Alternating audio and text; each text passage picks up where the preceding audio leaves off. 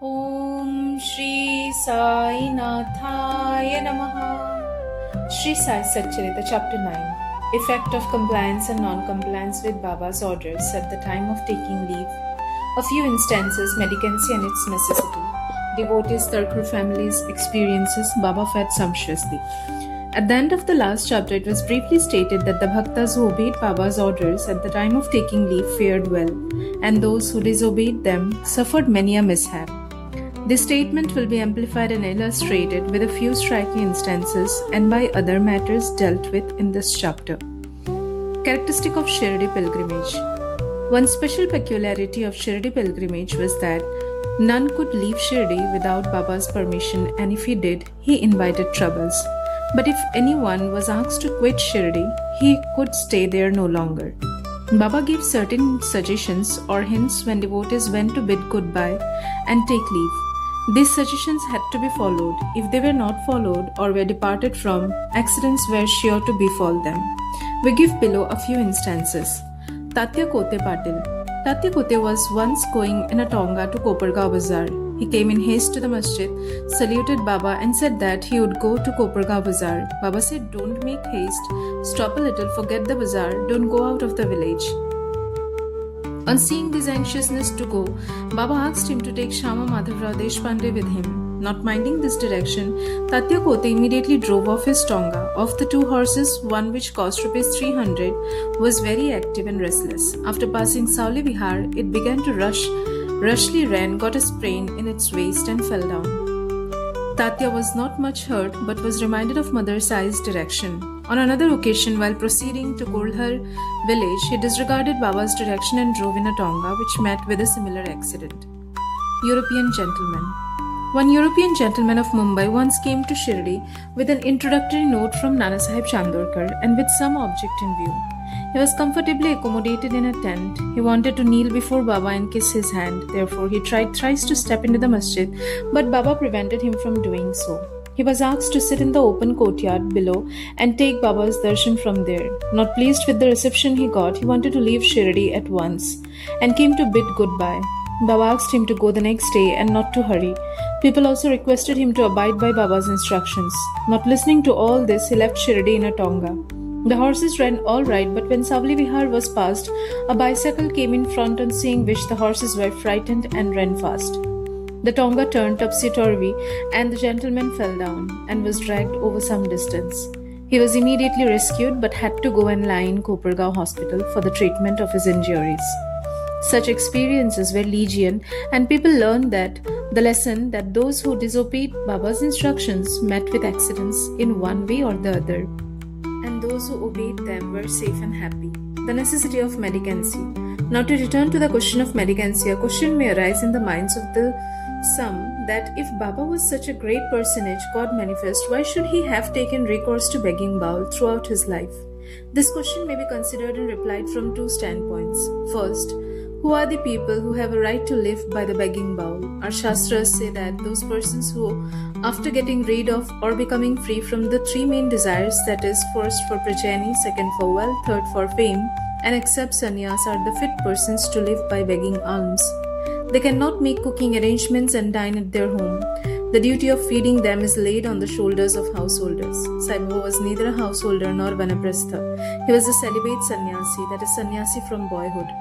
His firm conviction was that the universe was his home. He was the Lord Vasudeva, the supporter of the universe and the imperishable Brahma. So he had full right to take recourse to begging. Now, from the standpoint of Panchasuna, 5 sins and their atonement, we all know that in order to prepare foodstuffs and meals, the householders have to go through 5 actions or processes, that is, khandani, pounding, peshni, grinding, udhakumbi, washing pots, marjani, sweeping and cleaning, chuli, lightning hearths. These processes involve destruction of a lot of small insects and creatures, and thus the householders incur sin. In order to atone for his sins, our Shastras prescribe 6 kinds of sacrifices, that is, Brahma Yagna, Vedadhyayan, offerings to Brahman or the study of the Vedas, Pitri Yagna, offerings to the ancestors, Deva Yagna, offerings to the gods, Bhuta Yagna, offerings to the beings, Manushya Atithi Yagna, offerings to men or uninvited guests. If these sacrifices enjoined by the Shastras are duly performed, the purification of their minds is effected, and this helps them to get knowledge and self realization. Baba, in going from house to house, reminded the inmates of their sacred duty, and fortunate were the people who got the lesson at their homes from Baba. Devotees' experiences. Now, to return to the other more interesting subject, Lord Krishna has said in the Bhagavad Gita 9-26, "Whosoever devotedly offers to me a leaf, a flower, or a fruit or water, of that pure-hearted man, I accept that pious offering." In the case of Sai Baba, if a devotee intended really to offer anything to Sai Baba, and if he afterwards forget to offer the same, Baba reminded him or his friend about the offering and made him bring it to him, and then accepted it and blessed the devotee. A few instances are given below. Tarkhar family, father and son. Mr. Ramachandra Atmaram alias Baba Saheb Tarkhar, formerly a Pratna Samajist, was a staunch devotee of Sai Baba. His wife and son loved Baba equally or perhaps more. It was once proposed that Master Tarkhar should go with his mother to Shri and spend his summer vacation there. But the son was unwilling to go, as he thought that in case he left his home in Bandra, the worship of Sai Baba in the house would not be properly attended to, as his father, being a Pratna Samajist, would not care to worship Sai Baba's picture. However, on his father's giving an assurance under oath that he would perform the worship exactly as his son was doing, the mother and the son left for Shri on a Friday night.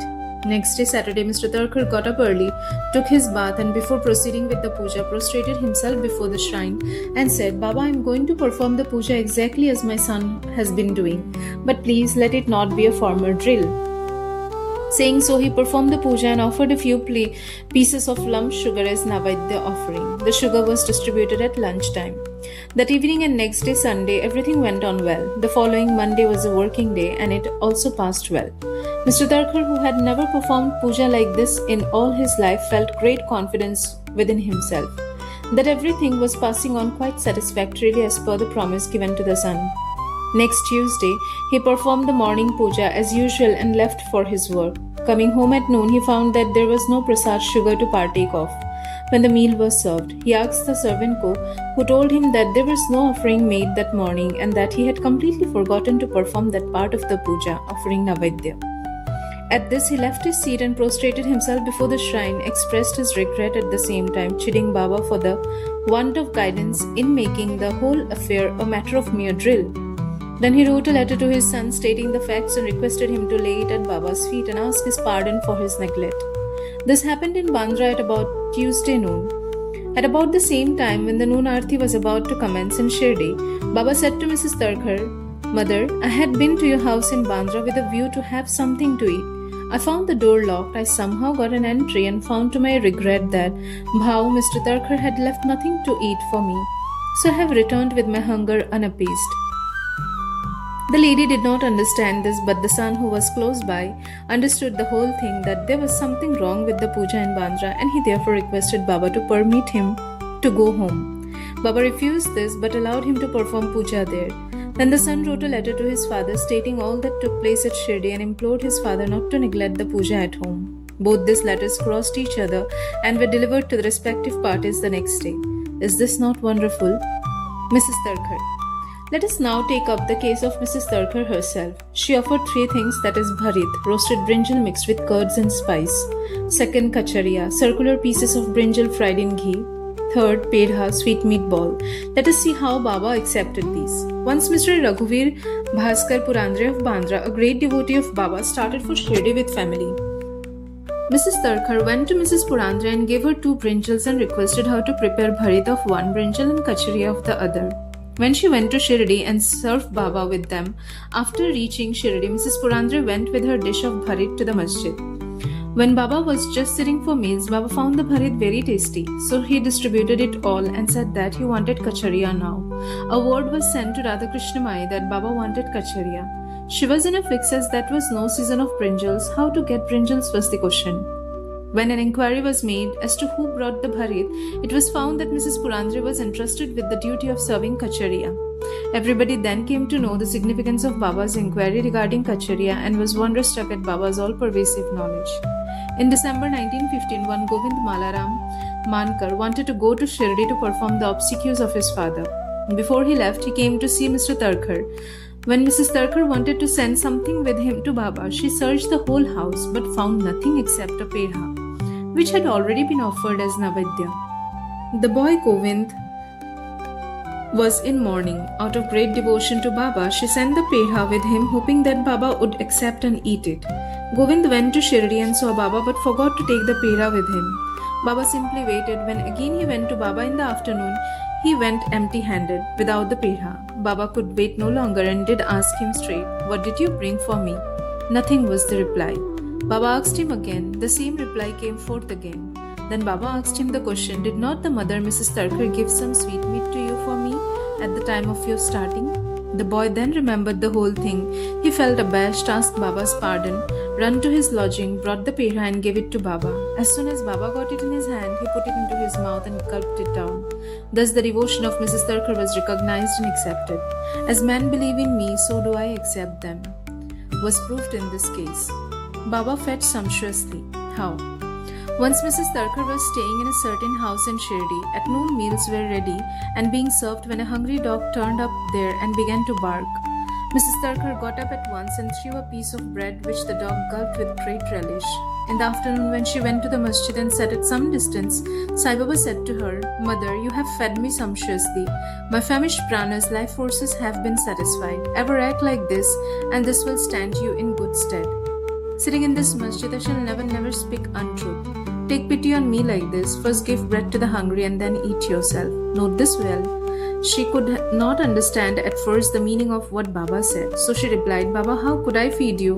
I am myself dependent on others and take my food from them on payment." Then Baba replied, "Eating that lovely bread, I am heartily contented and I am still belching. The dog which you saw before meals and to which you gave the piece of bread is one with me. So also other creatures, that is cats, pigs, flies, cows, etc., are one with me. I am roaming in their forms. He who sees me in all these creatures is my beloved. So abandon the sense of duality and distinction and serve me as you did today." Drinking these nectar-like words, she was moved. Her eyes were brimmed with tears, her throat was choked, and her joy knew no bounds. Moral: see God in all beings is the moral of this chapter. The Upanishads, the Gita and the Bhagavad all exhort us to perceive God or divinity in all creatures. By the instance given at the end of this chapter and other numerous to mention, Sai Baba has practically demonstrated to us how to put the Upanishadic teachings into practice. In this way, Sai Baba stands as the best exponent or teacher of the Upanishadic doctrines. Go to Shri Sai, peace be to all.